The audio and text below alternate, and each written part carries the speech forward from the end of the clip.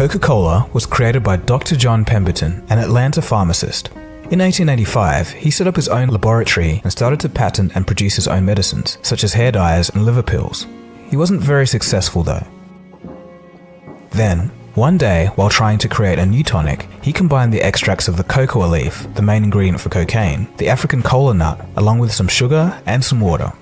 Although the cola nut already contains caffeine, he boosted the caffeine content even more. His main idea was that he could sell this as a headache remedy. After some testing, however, he saw that it helped with indigestion and relieved exhaustion. Pemberton and his partners were unsure what to do with this new drink, now called Coca-Cola. On the one hand, it seemed to have some medicinal qualities, but on the other hand, the flavor was delicious, and that alone should make it popular. In the end, they went for both. An early advertisement stated, "Makes not only a delicious and invigorating beverage, I wonder why, but a valuable brain tonic and a cure for all nervous affections." So, in 1887, Coke went on sale. From the get-go, it had that famous curly script logo that was actually designed by Pemberton's bookkeeper.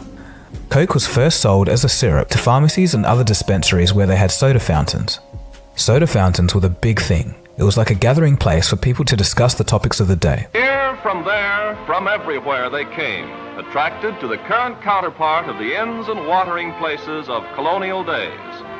The new gathering place of a new age, the soda fountain, helping to make the 90s gay. This Coke syrup was the very first Coca-Cola product. Pemberton and his partners spent $74 on advertising their new syrup, but the response was slow. They only made $50 in sales in the first year, so Pemberton sold most of his company to another drug manufacturer by the name of Asa Candler.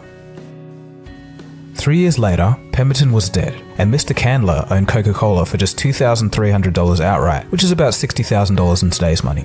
And rightly so, at the time it seemed like a useless company. But over the next 26 years, Candler oversaw the company's rapid early growth. In 1892, the company started a promotional campaign that included giving out coupons of Coke for a free sample. Once people tried the free samples, they came back for more, forking out 5 cents a glass thereafter. The campaign was hugely successful. It took Coke just 3 years to enter every state of the United States, and soon they crossed over the border north to Canada. This mass coupon initiative was extremely forward-thinking for the time. Back then, giving a product away sounded foolish, but Candler showed confidence in the Coke product by knowing that people would come back for more. But there was a problem, and it was in the name. At the start of the 20th century, Candler was worried about the public's perception towards cocaine. This was going to harm sales. However, he felt that he couldn't remove the cocoa plant entirely, as he may risk losing the Coca-Cola name. So, they fixed the recipe so there was just the smallest trace of cocaine remained. It wasn't until 1929 that it was removed entirely.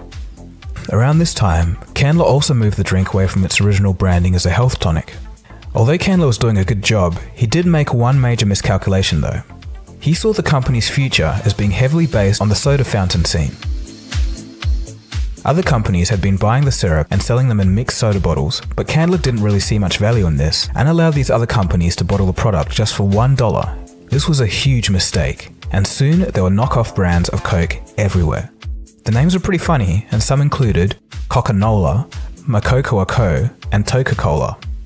Pepsi-Cola was another such knockoff, but it wouldn't be noticed till the 1970s. More on this later.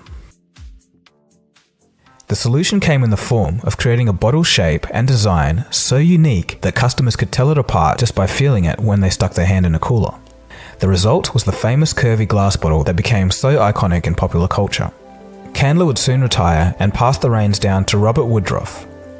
Robert streamlined the production process and managed to create a product that tasted the same everywhere so all consumers could get the same experience. World War II would erupt in 1939, but would actually prove to be hugely beneficial to the company. As the US troops entered fighting, Woodruff announced that every US soldier will be able to buy a Coke for 5 cents, no matter how much it cost the company.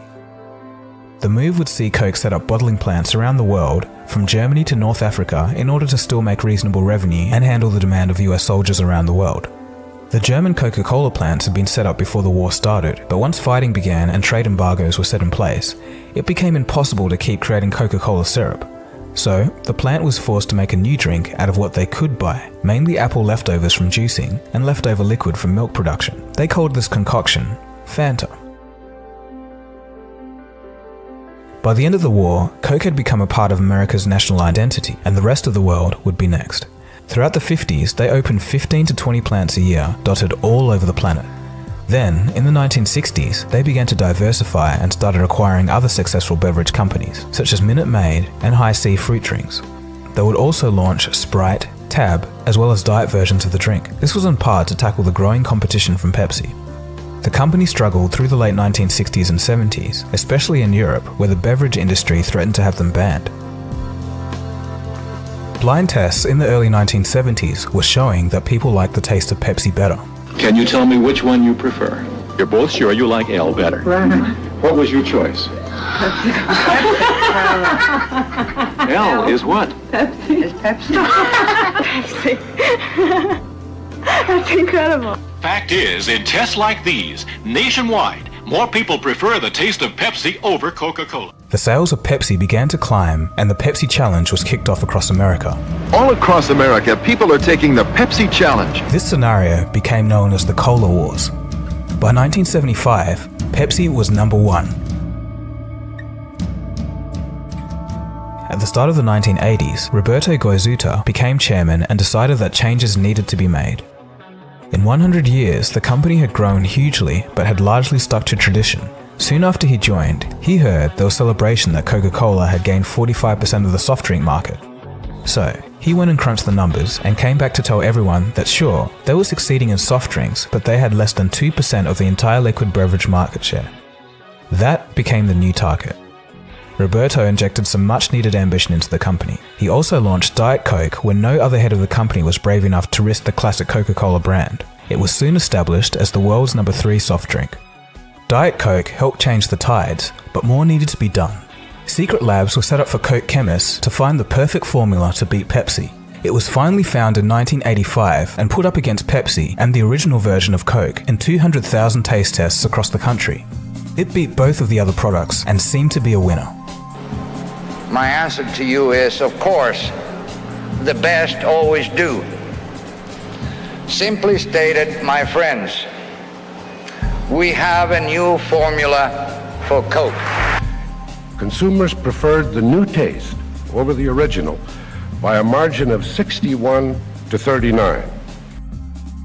The company was so confident that they would scrap the original formula of Coke after 100 years of success. This new drink was called New Coke, and the company got none other than Bill Cosby to promote it. Now, you know me, I always loved Coke for years and years. I like this Coke better. The new taste of Coca-Cola, better than ever before. Even though the test proved that the new Coke was superior, human psychology meant that the public just didn't like change. Why are you upset about it? Because I'm 46 years old and I bought my first Coke with a nickel when I was 5 years old. My oldest daughter is 22. Her first word was Coke. Her second word was Mommy. At one point, complaints reached over 8,000 per day. The new Coke became one of the worst blunders in marketing history, and Bill Cosby would later be the same. At one point, communist dictator Fidel Castro stated that the end of the original Coke formula was a sign of American decay.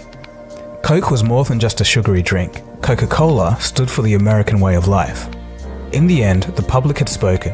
The feeling of loyalty for Coke was so strong that when Coke reverted back to the original formula, people longed for what was about to be taken away from them. Soon, Coke became number 1 again and has stayed in that position ever since.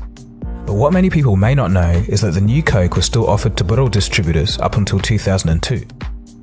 By the time Robert died in 1997, he had taken Coca-Cola's market share from 4.3 billion to 147 billion. His drive to